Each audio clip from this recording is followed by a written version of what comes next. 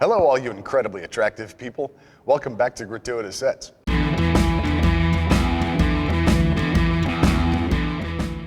So, Matt, what happens when a client calls you up and asks you to build a giant tower clock for a Major League Baseball team?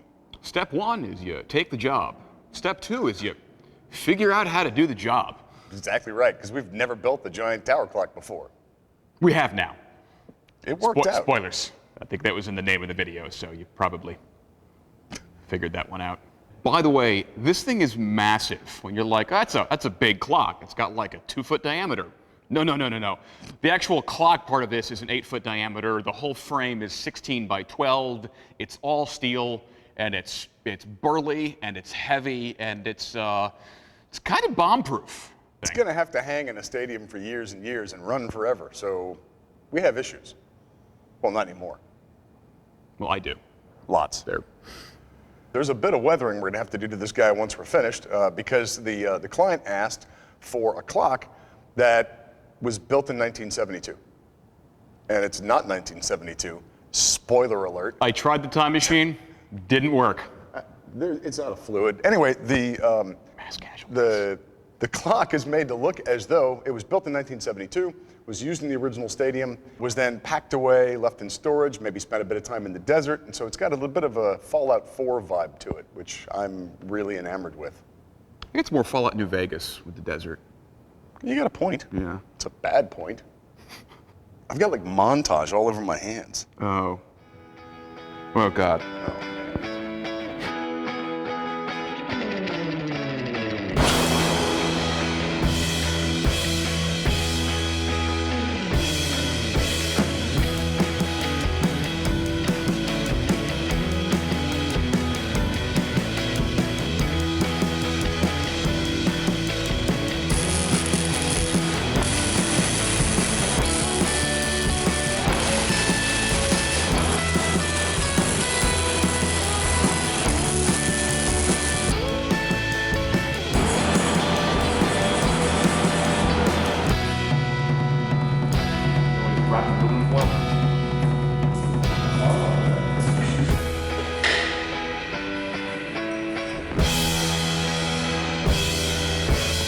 Once again, a client has called us and asked us to make something that we have never really done before. So it's just a matter of breaking it down step by step, building a frame using techniques we're already familiar with, and then running all the numbers on the frame and the weight and the brackets and making sure that it's all well within tolerances on being really damn burly. Solve each problem as they come, figure out most of them before they come, and then just work forward judiciously and cautiously. Solve the problem.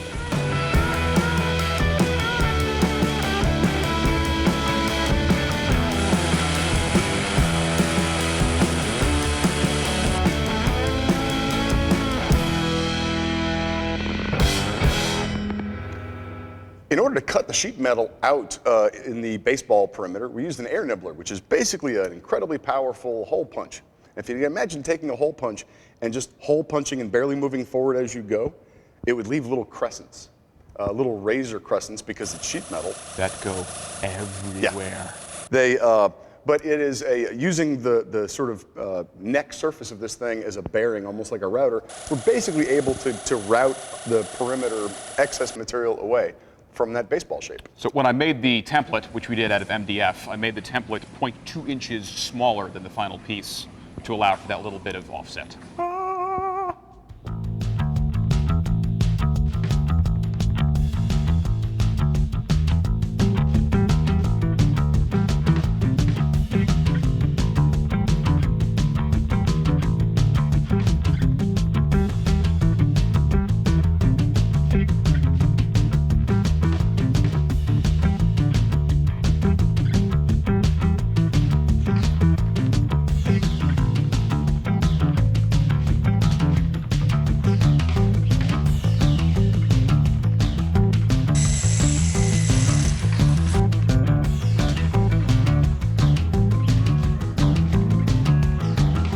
What you probably can't see right now in camera is monofilament because it's tiny and there's only one of them and it's a single.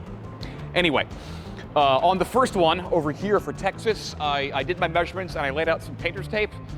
There's a lot of pieces, and it was towards the edge, but in the middle here, I would have to actually get out and be on the whole thing.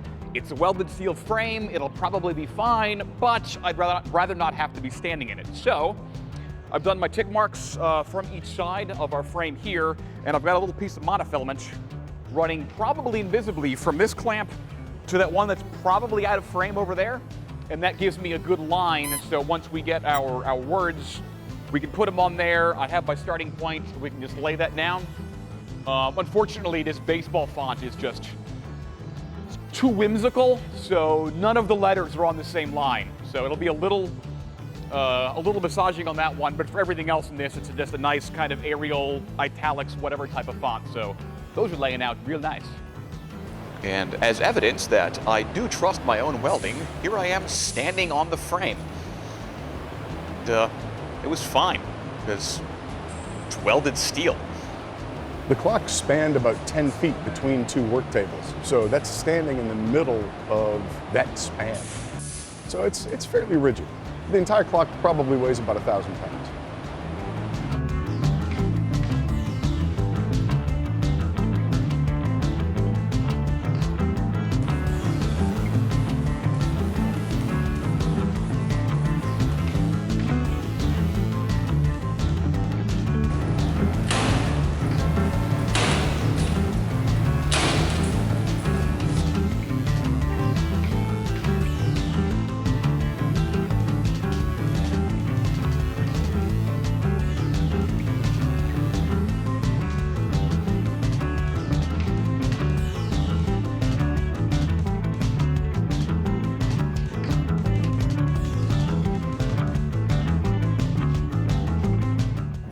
For weathering, I'm using a combination of, well, it's a couple of different things. I'm using acrylic paint to do some rust spots. I stripped the metal very bare before I threw water-based paint at it, so there's very fine speckling of rust that you can see through the paint, bleeding through the paint. That's called foxing.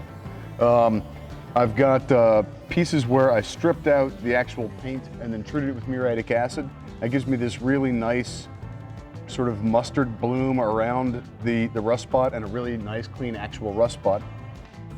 This is dry brushing chrome paint that makes it look like the paint was scuffed off. And then last but not least is wet espresso grounds straight from Starbucks. This is one of the easiest things to do is you pick this stuff up. When you rub your hands on it, you can see this sort of brown oil that gets left behind. And just with a little bit of practice and make sure there's no actual grounds on your hands, not much, you can come in and just sort of buff that out and it'll give you this really nice sort of smoky edge that it makes it look vintage. It's just a really nice, simple trick. It turns out the name of the gentleman who does the radio announcing for the Rangers is Chuck Morgan. And Chuck's catchphrase is, "It is baseball time in Texas." With Let me no do that apostrophe. better. It is baseball time in Texas, which seems weird when you see it in print, but that is the catchphrase. It is his 3,000th broadcast the weekend after the installation, and he's coming by with a party of his friends and family and does not know that this clock has been made in honor of him.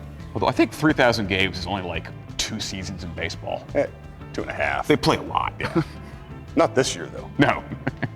Oh God, no. We are incredibly proud of this thing. It feels good. Feels old. It's got it all. Feels like it's been there since before. Like they built the stadium around this. We have been meeting with a client down in Galveston, Texas, and we have game plans written all over this table for 37 moving animatronic, animated, electronic, custom-built puzzles.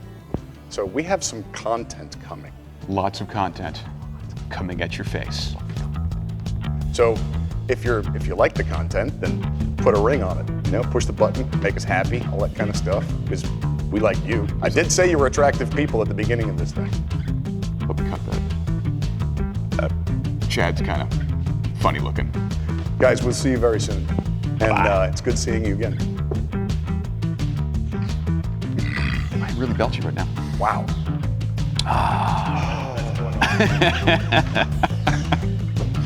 Tacos. It's going to be a dense, fast build. First. You Chad Tarber? I just did. Yeah, I'm not just. Hey, Chad.